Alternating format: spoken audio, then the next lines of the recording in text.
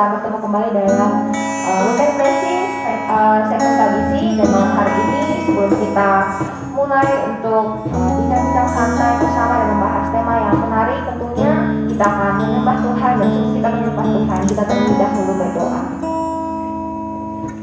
Bapa, kami telah mengucap syukur buat segala kebaikan Tuhan, di mana Tuhan telah menjaga menyertai kami sepanjang hari ini Tuhan, hingga pada malam hari kami bisa berkumpul kembali untuk bisa melaksanakan ibadah Routine Blessing segmen KGC Tuhan. Kami berdoa Tuhan memberkati ibadah kami dari awal pertengahan hingga akhir Tuhan Yesus. Biarlah semua ibadah ini berjalan sesuai dengan kehendak Tuhan. Kami akan memulaikan ibadah kami di dalam nama Yesus. Haleluya. Amin.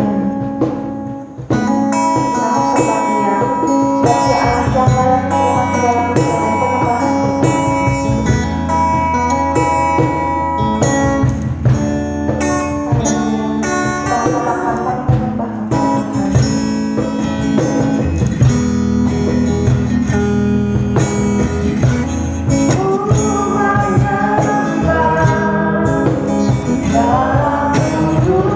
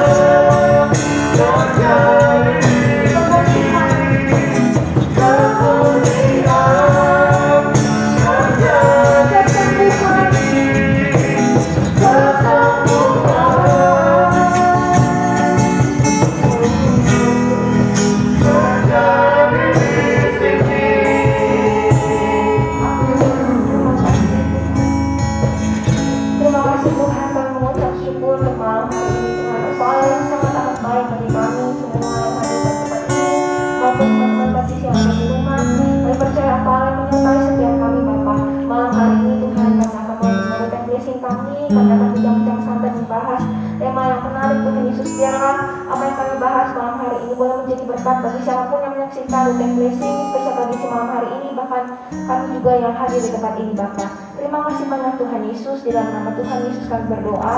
Haleluya. Amin.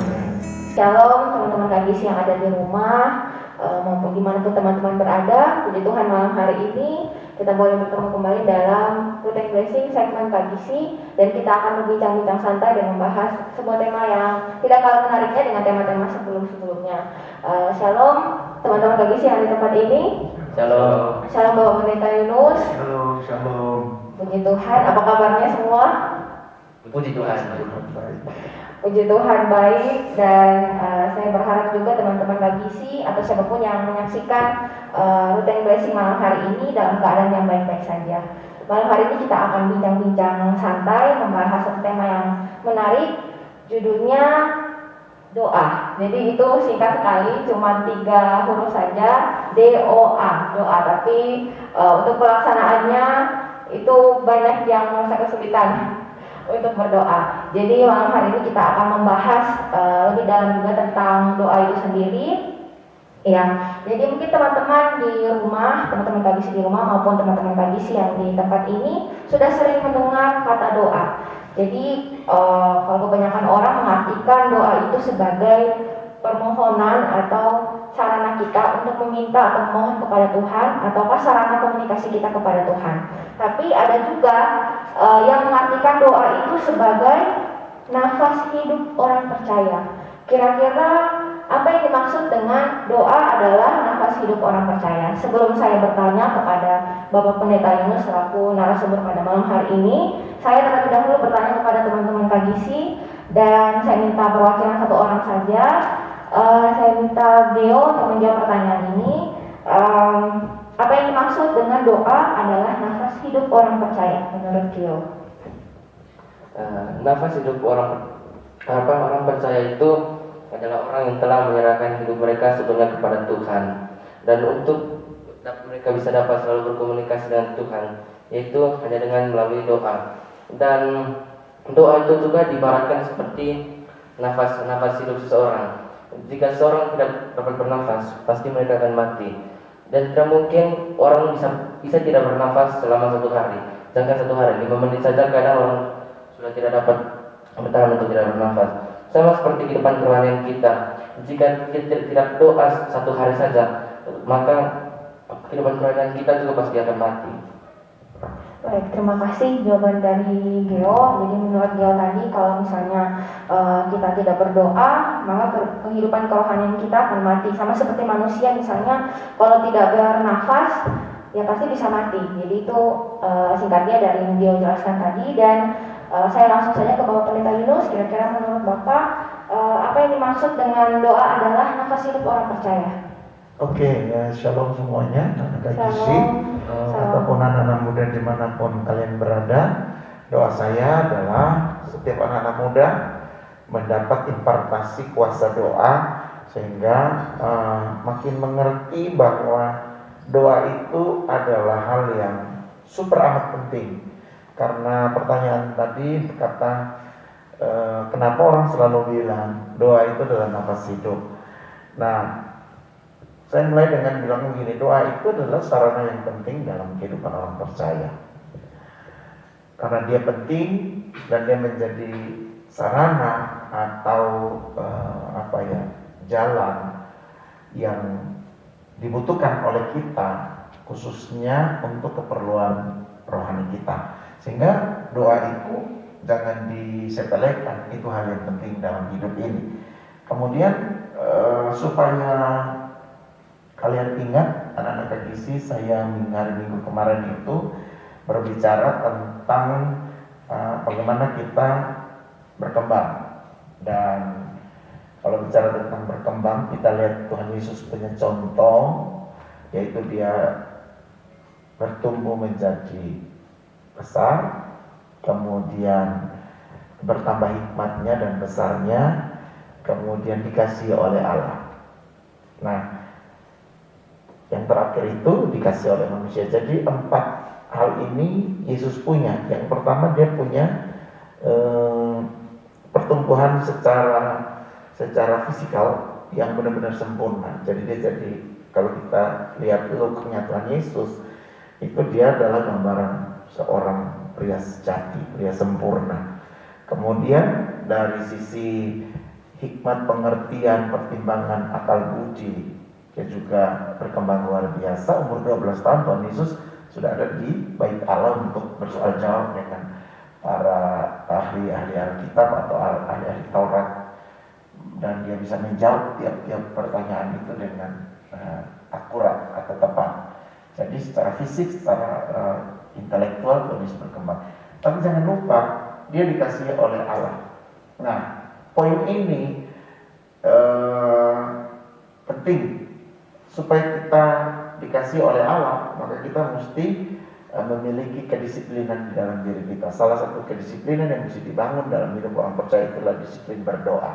Kalau saudara adik-adik ingat, anak-anak ingat khotbah kemarin di hari Minggu. Jadi disiplin berdoa itu adalah kunci kemenangan bagi kita.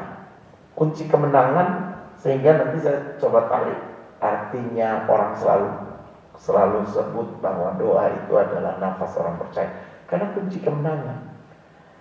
Ketika kita tidak setia berdoa, atau anak-anak muda tidak melatih diri untuk disiplin berdoa, maka tidak ada kemenangan di dalam hidup kalian. Menang untuk mengejar masa depan, ya kan?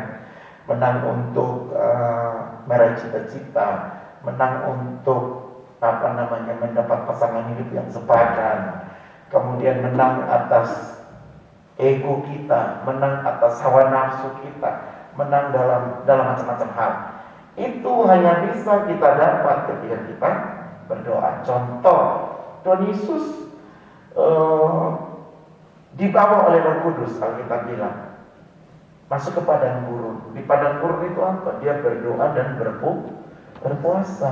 Nah, ketika dia berdoa dan berpuasa, itu dia menjadi kuat menghadapi cobaan yang datang di padang gurun. 40 hari dia berdoa dan berpuasa, cobaan datang bertubi-tubi, tapi tidak ada satu pun yang menyebabkan Yesus kalah. Kenapa? Sebab kekuatan doa yang dia punya.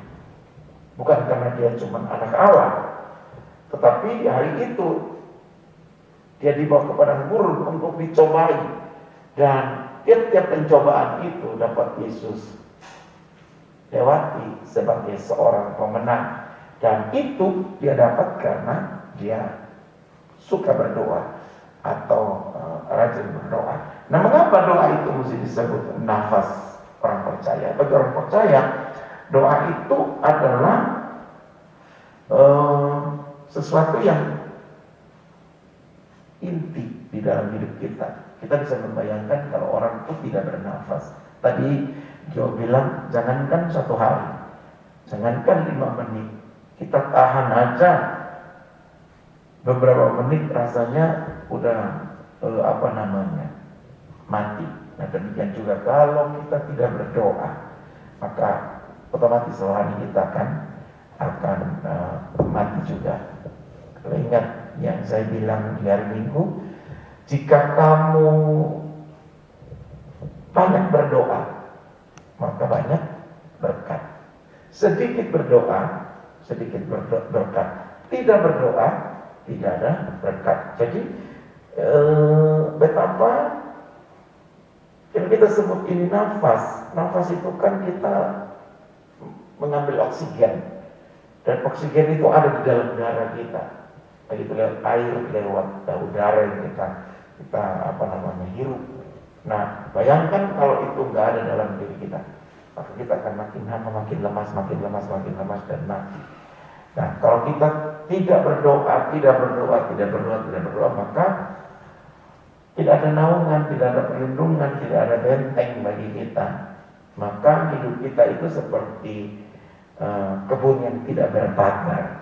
Bisa mengerti ya, seperti kebun tidak berpagar. Jadi binatang bisa masuk merusak kebun itu, manusia bisa merusak kebun itu, apalagi semua orang bisa punya akses ke situ. Karena itu kita mesti mengerti bahwa doa itu adalah hal yang Paling penting digambarkan seperti nafas hidup, sehingga kalau kita tidak bernafas kita mati.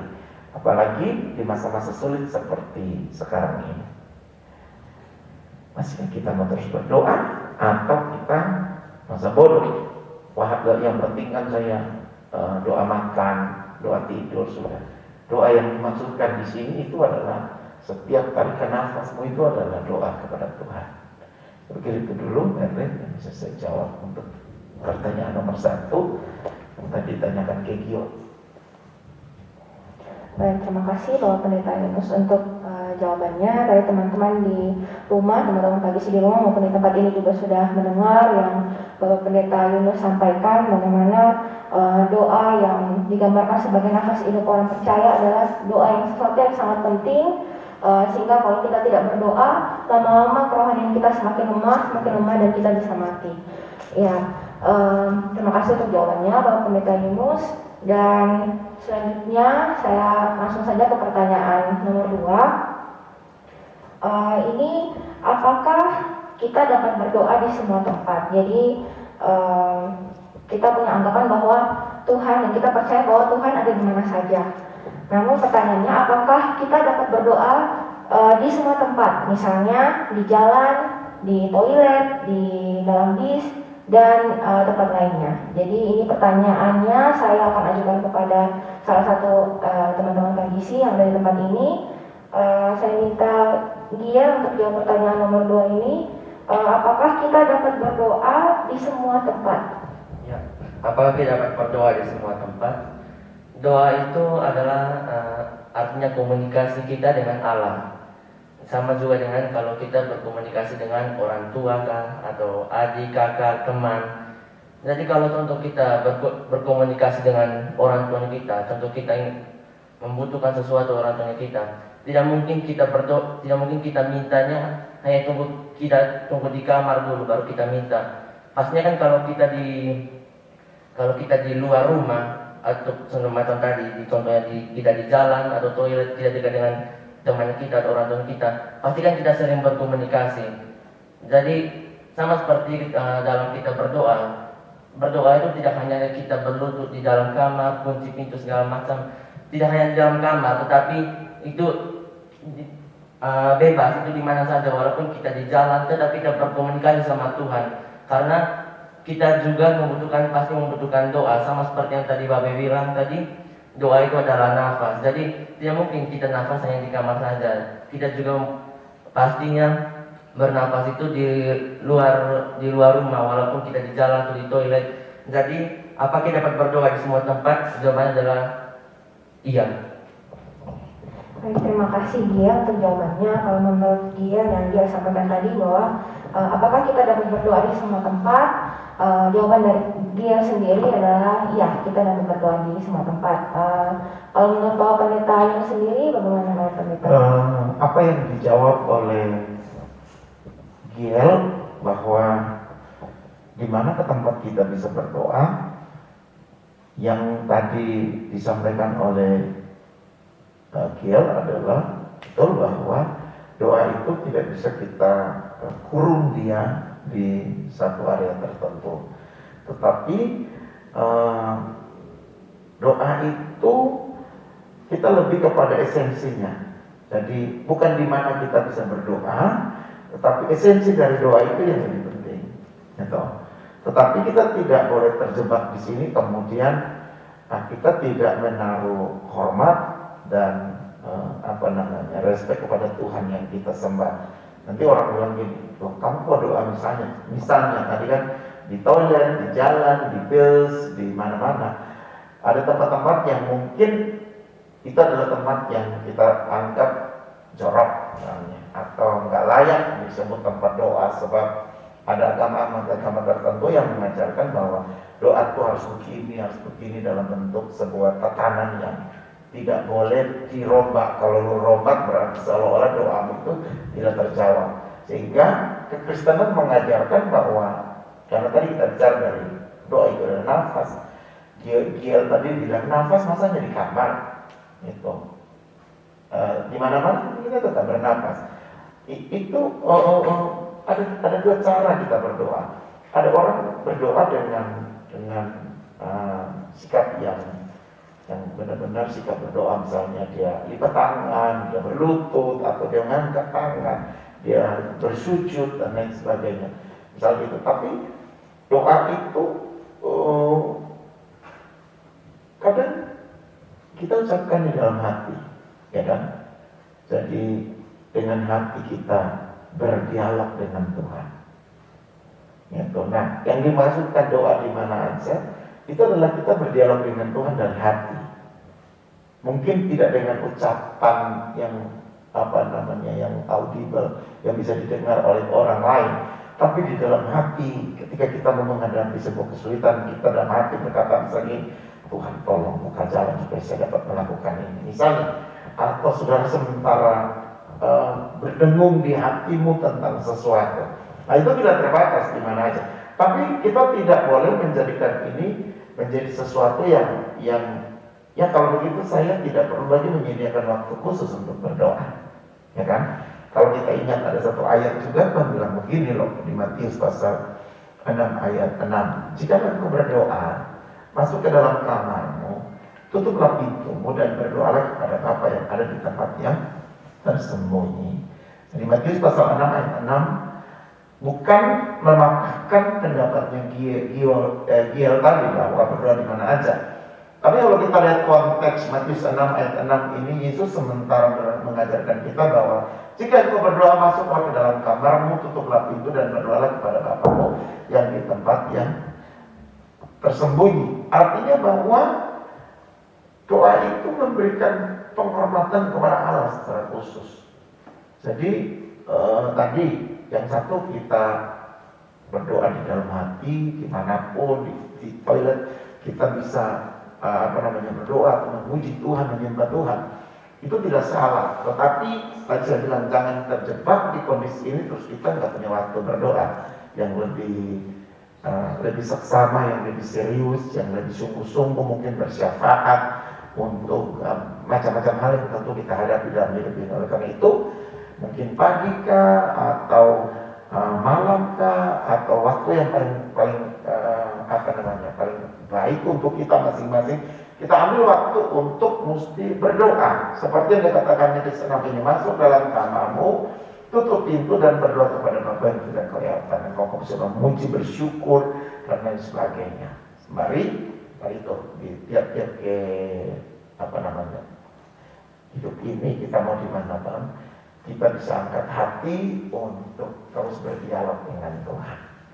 Sehingga itu karena hati kita juga tidak berpikiran yang salah, tidak juga mengucapkan kata-kata yang salah, karena selalu hati kita itu berdoa dengan Tuhan. Jadi ini jawaban yang kedua, bahwa yang kita lihat itu bukan di mana, kapan, tapi kita sementara memperhatikan esensi daripada doa itu. Karena Tuhan kita hanya menghendaki doa yang dimulai dan diakhiri dengan kerendahan hati misalnya. Dia juga mengundang kita untuk masuk dalam percakapan yang akrab dengan Dia. Tidak pernah mengharuskan kita menggunakan kata-kata yang bertele-tele dan sebagainya. Jadi ada banyak hal yang tentu menjadi esensi di dalam doa. Baik, terima kasih Bapak Pendeta Yunus sudah menerangkan lebih jelas lagi mengenai apakah kita dapat berdoa di semua tempat. Tadi Bapak Pendeta sudah menyampaikan juga, teman-teman di rumah sudah sangat cukup jelas teman-teman mendengarnya. Jadi bukan soal kapan dan di mana, tapi bagaimana esensi daripada doa itu sendiri, sikap hati dari masing-masing kita yang berdoa. Ya. Selanjutnya saya langsung saja ke pertanyaan nomor 3. Ini saya langsung berikan kepada Bapak Pendeta Yunus. Kemudian kalau kita berdoa, apakah semua doa itu didengar oleh Tuhan? Jika tidak demikian, seperti apa doa yang akan didengar oleh Tuhan? Apakah semua doa didengar oleh Tuhan?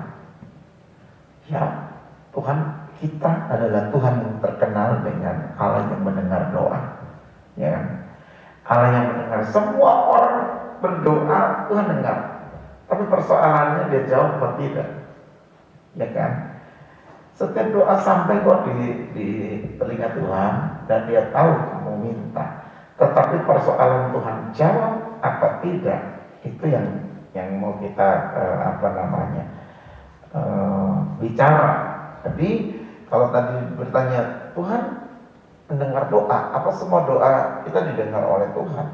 Oh tunggu dulu, dia dengar, tapi dia punya 3 cara untuk menjawab doa kita. Secara global, Tuhan punya 3 cara untuk jawab doa. Yang pertama, ketika kamu minta, ketika kamu berdoa, Tuhan katakan, ya, saya jawab doa kamu. Tapi yang kedua, terkadang ketika kita berdoa, Tuhan berkata, tunggu dulu. Gitu. Yang kamu minta ini nggak bisa dikasih sekarang. Kamu mesti penuhi dulu kirbatmu dengan air mata misalnya, supaya itu bisa Tuhan jawab. Dia bilang tunggu, karena ada hal yang Tuhan lihat belum cocok untuk permohonanmu itu dijawab sekarang.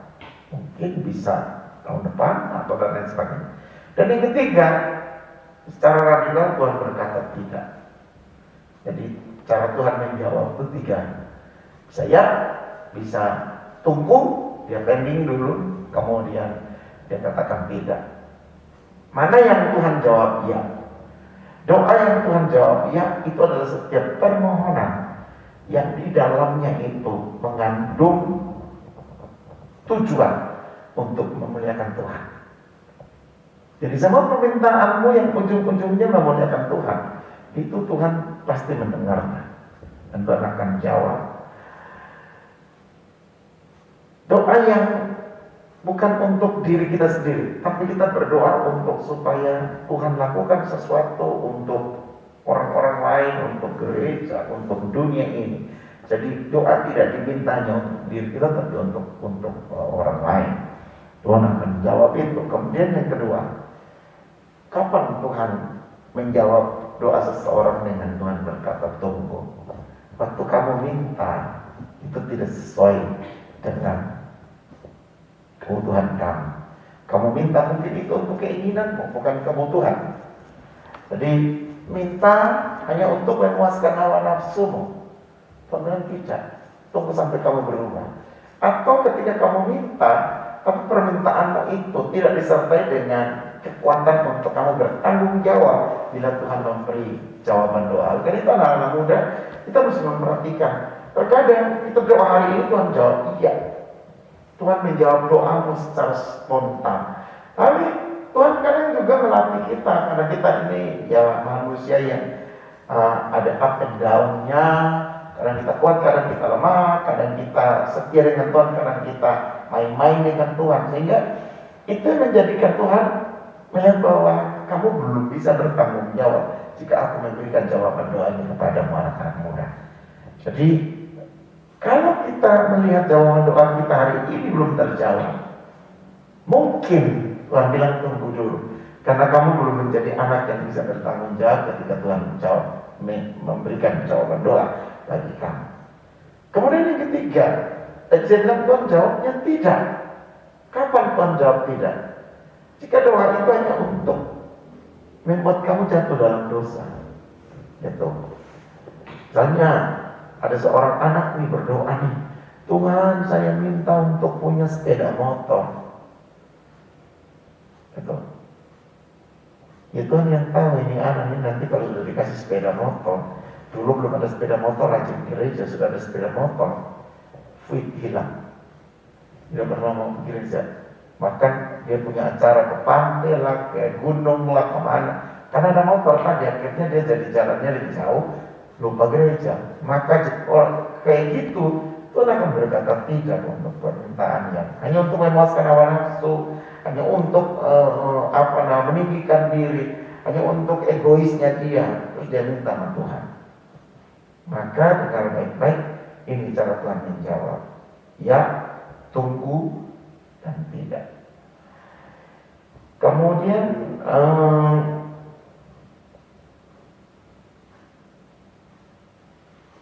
apa semua doa didengar oleh Tuhan? Yang dimaksud didengar oleh Tuhan yang Tuhan dengar dan Tuhan jawab. Ah, tentu dengan iya, tapi menjawab tunggu dulu. Sikap yang mesti kita bangun di dalam kita berkomunikasi dengan Tuhan adalah bahwa setiap doa yang kita naikkan kepada Tuhan itu adalah doa dalam kebenaran. Ketika kita doa dalam kebenarannya, kita jadi orang benar, hidup tidak di dalam dosa. Kalau ada di dalam dosa, harus minta ampun dosa sama Tuhan, selesaikan dengan Tuhan, supaya karena kita bilangnya menjadi penghalang Tuhan mendengar doamu itu adalah dosa dan kesalahan. Jadi bukan Tuhan tidak jawab, tapi penghalang itu kita yang buat sendiri. Gitu. Yang Yesaya bilang yang menghalangi doamu itu adalah kejahatanmu, dosamu. Jadi berarti kita mesti berdoa di dalam kebenaran. Kemudian mintalah untuk supaya doa itu mintalah untuk tidak untuk memuaskan hawa nafsu kita. Artinya doa tidak untuk kepentingan diri sendiri, tapi kita doa untuk supaya orang diberkati, negeri kita diberkati, kita bisa jadi berkat bagi orang lain. Itu Tuhan paling suka doa-doa seperti itu. Lalu doa yang bersifat egois, bersifat serakah, mungkin Tuhan tidak menjawab bagi kita. Jadi ini yang bisa kita lakukan. Kemudian yang ketiga prinsipnya adalah doa dengan tidak jemu-jemu. Ingat cerita tentang hakim yang jahat dan seorang janda yang punya persoalan.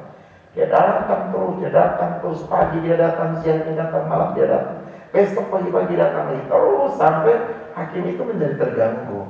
Dan hakim itu bilang begini, daripada ini orang ganggu saya terus, saya kabulkan permintaannya supaya dia jangan datang lagi. Prinsip ini, prinsip kita mendesak Tuhan, itu mesti ada di dalam setiap anak muda. Sehingga doamu dalam bentuk apapun Tuhan dengar, karena kamu datang dengan tidak jemu-jemu, tidak bosan, terus berdoa, terus minta sama Tuhan. Jadi ini tiga hal yang jadi prinsip supaya doa kita didengar Tuhan. Demikian tadi.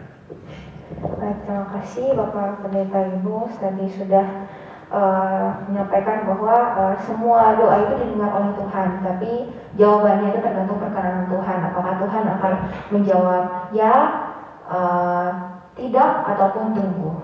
Jadi seperti itu teman-teman yang ada di rumah maupun teman-teman yang ada di tempat ini.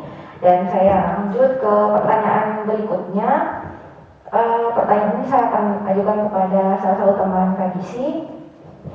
Kapan waktu yang tepat untuk kita berdoa? Jadi saya minta Olive yang akan menjawab pertanyaan ini. Waktu yang tepat untuk kita berdoa itu saat teduh. Saat teduh artinya kita memiliki waktu yang lebih intim dengan Tuhan. Jadi kita sebagai anak muda, kita harus punya waktu saat teduh sehingga kita bisa berkomunikasi dengan Tuhan untuk berbicara kepada Tuhan tentang segala sesuatu yang kita alami dalam kehidupan kita. Oke, jadi menurut Olive, waktu yang tepat untuk berdoa adalah pada saat teduh. Ya, saya langsung saja kepada Bapak Pendeta Yunus. Kira-kira kapan waktu yang sangat tepat untuk kita berdoa? Kapan waktu yang paling tepat untuk kita berdoa? Semua waktu berdoa dalam segala waktu, kan? Gitu, bahkan kita bilang berjaga-jaga dalam segala waktu. Tapi karena tentu bicara tentang kapan, itu bicara tentang waktu dan juga situasi. Sehingga saya mulai dengan berdoalah ketika saudara memulai sebuah hari di put God first. Jadi letakkan Tuhan sebagai yang pertama atau nomor satu di dalam hidup kita. 1 Tawarik pasal 16 ayat 11 berkata, carilah Tuhan dan kekuatannya, carilah wajahnya selalu. Jadi cari wajah Tuhan itu selalu. Berdoalah ketika anak-anak muda memulai hari. Jadi melatih diri untuk bangun pagi, jangan langsung cari gadgetmu, jangan cari yang lain-lain, tapi cari Tuhan dulu. Gitu. Jadi memulai hari dengan berdoa. Jadi put God first. Letakkan Tuhan sebagai yang nomor satu. Kemudian yang kedua, kapan sih bicara kita berdoa, bicara tentang situasi, yaitu berdoa lebih lagi ketika hidup semakin buruk. Saya coba ambil perkataan Martin Luther King Jr. Dia bilang gini, semakin sibuk hari yang saya miliki, semakin lama saya akan berdoa pada hari itu. Jadi semakin banyak kesibukan, harusnya banyak waktu yang dipakai untuk mencari Tuhan. Dia juga mengatakan bahwa doa itu adalah sumber kekuatannya dalam melewati setiap kesibukan dan permasalahan dalam hidupnya. Dia menegaskan bahwa dia tidak mungkin dapat melakukan apa yang dia kerjakan dengan benar jika dia tidak melibatkan Tuhan di dalam pekerjaannya atau hari yang dia lalui. Sehingga menjadi orang Kristen itu tanpa doa tidaklah lebih mungkin dari tetap bertahan hidup tanpa bernafas. Itu Martin Luther King yang bilang begitu. Jadi yang kedua, yang ketiga, kita berdoa ketika sedang khawatir tentang masa depan, khawatir tentang apa yang harus aku makan minum besok, khawatir tentang macam-macam hal.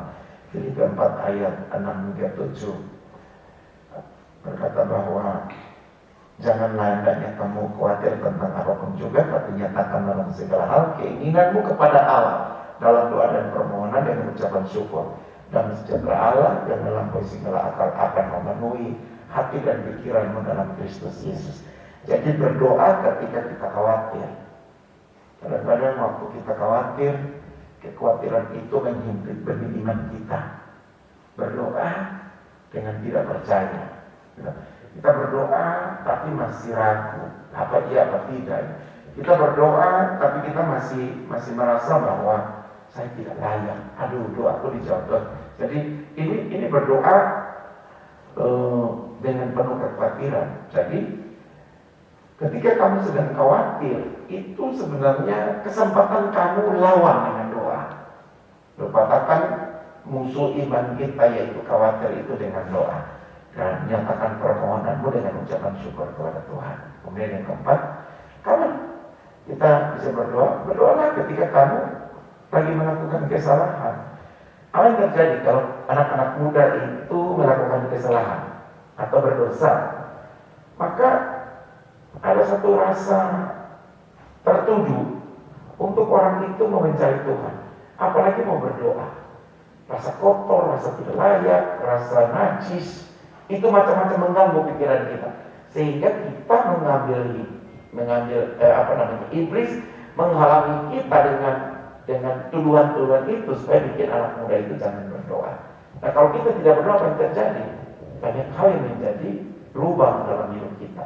Ada celah, ada lubang yang bisa dipakai oleh iblis untuk menjerat kita di dalam kejatuhan berikutnya atau dosa berikutnya. Karena itu berdoalah ketika kamu melakukan sebuah kesalahan. Mendekatilah kepada Tuhan, minta ampun sama Tuhan, ya kan? Ini yang terjadi kadang-kadang dalam hidup kita ini. Tidak bergerak dan bertindak cepat untuk mencari Tuhan ketika kita jatuh, kita kalah, kita gagal, kita dalam keadaan kita lebih banyak itu berputus asa, menyerah dan melakukan tindakan-tindakan yang sia-sia. Ada orang udah rasa bersalah, dia bilang begini, sudah daripada udah sekaligus lah hancur aja. Rugi loh, anak muda yang berkrisis seperti itu. Saya bilang anak muda yang paling goblok di dunia. Udah tahu salah, jangan dirusakin semuanya. Misalnya gini, kamu punya kertas yang terkena atau tulisannya salah. Apa yang harus kamu lakukan? Ambil tip teks, tutup, kemudian perbaiki, kan itu kan. Nah, kita juga mesti punya prinsip ketika ada satu kesalahan kecil yang kita lakukan, cepat selesaikan dengan Tuhan. Berdoa dengan Tuhan supaya kita merasa aman. Kalau kita bilang bahwa Tuhan itu tangannya terbuka untuk menunggu kita yang bersalah. Satu lagi ya, kenapa kita kapan kita berdoa? Ya berdoalah ketika kamu mengucap syukur dan menutup hari. Tadi mulai dengan membuka hari dengan doa, hari juga dengan doa. Jadi kalau bicara tentang kapan, bukan bicara tentang waktu saja, tapi kadang-kadang itu adalah sebuah situasi yang mengharuskan kita berdoa. Jadi ada lima bahagian yang biasa sampaikan tentang kapan kita bisa berdoa. Oke. Terima kasih Bapak Pendeta Yunus.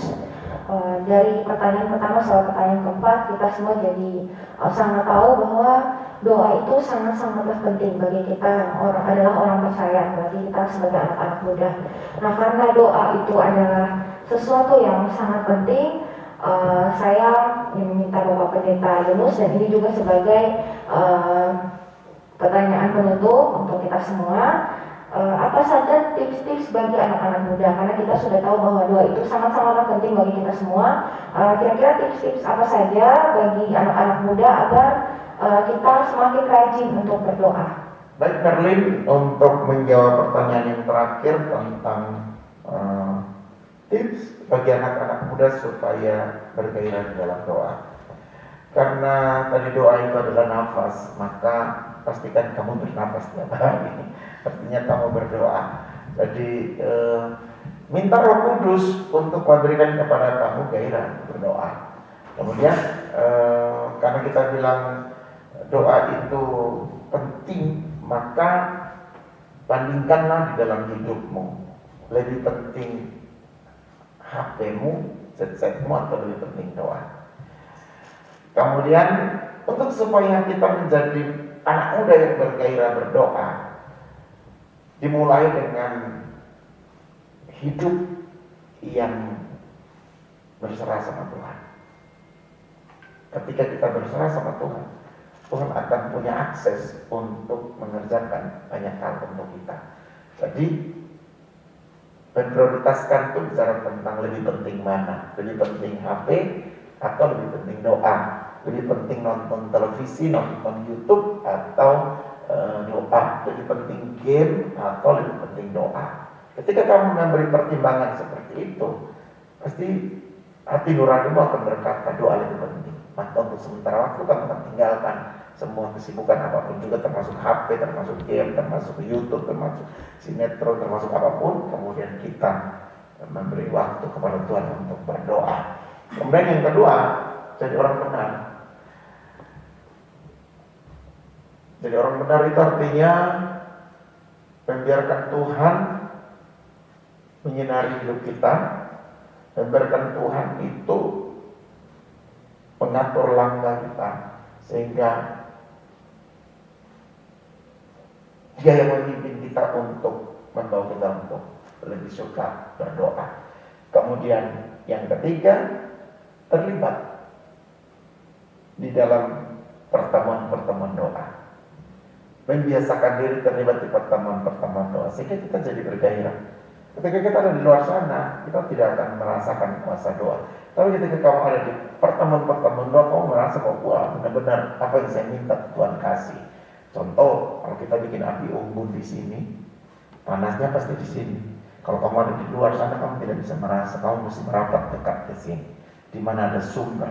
Jadi komunitas itu sebenarnya sumber kekuatan untuk memberikan kita energi baru untuk melakukan sesuatu, termasuk doa. Jadi saya bilang hadir, terlibat, ada di semua pertemuan-pertemuan yang di situ ada doa, sehingga kita menjadi orang yang tidak alergi terhadap doa. Kita orang yang suka berdoa. Di rumah pun kalau ada persoalan-pergumulan, kita harus selalu berdoa. Itu tips yang bisa saya sampaikan. Kiranya kita menjadi anak-anak muda yang hatinya itu terbakar oleh kuasa doa, sehingga kita mulai mengambil bagian menjadi tiang-tiang penopang gereja Tuhan, di mana ada anak-anak muda yang mulai terbakar hatinya untuk terlibat di dalam doa. Demikian yang bisa saya sampaikan sebagai tips bagi kita semua, dan kita akan tutup di dalam doa ya. Mari kita siapkan hati dan kita sama-sama berdoa. Biarkan doa menjadi bagian yang penting di dalam kehidupan kami anak-anak muda. Kami tidak melihat doa ini sebagai sebuah beban yang berat yang mesti kami lakukan, tapi doa adalah sebuah tarikan nafas yang memberikan kehidupan baru bagi kami. Karena itu di malam ini sebagai anak-anak muda kami sadar bahwa doa itu penting, doa itu sangat menjadi kunci penentuan kami berhasil atau gagal.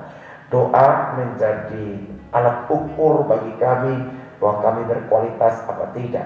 Oleh karena itu, mari malam ini Tuhan Yesus, Engkau tolong setiap anak-anak muda, Engkau tolong kami gerejamu untuk mengimpartasikan kekuatan doa, kuasa doa ini kepada anak-anak muda, sehingga mereka menjadi orang-orang yang anak-anak yang berdiri, jemaat yang berdiri untuk berseru-seru kepada Tuhan sampai Tuhan turun tangan dan mendengar doa kami.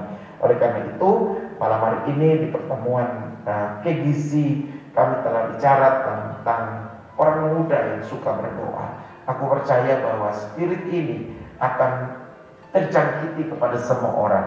Mereka akan menjadi anak-anak muda yang suka memuji, menyembah Tuhan, berdoa dengan sungguh-sungguh, berpuasa dengan sungguh-sungguh, melihat bahwa segala keberhasilan yang ada di depan sana hanya bisa mereka gapai dengan doa. Oleh karena itu, hamba ketika berbincang-bincang, membagikan segala sesuatu kepada anak-anak muda ini dalam sesi KGC hari ini, biar ini boleh meneguhkan mereka, menguatkan mereka bahwa ada satu bahagian yang tidak boleh dilupakan dalam kehidupan kemudaan mereka, yaitu menjadi pasukan doa yang kuat, yang berperang menjadi orang-orang yang menang di muka bumi ini. Terima kasih Bapak, ini doa kami, dan kami akan segera mengakhiri pertemuan ini dengan hamba melepaskan berkat keimaman atas setiap umat-Mu, yaitu Tuhan Engkau Allah yang perkasa, yang ajaib, yang luar biasa, yang menyedangkan tangan-Mu dan memberkati semua orang.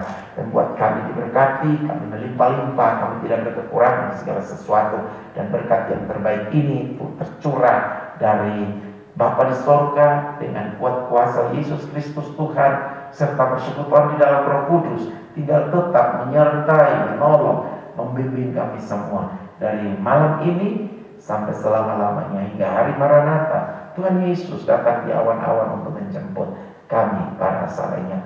Berkat terbaik ini terimalah bersama-sama hanya di dalam nama Bapa, Putra, dan Roh Kudus, di dalam nama Tuhan Yesus Kristus. Haleluya. Yang percaya dan diberkati Tuhan, sama-sama kita katakan amin. Tuhan Yesus memberkati.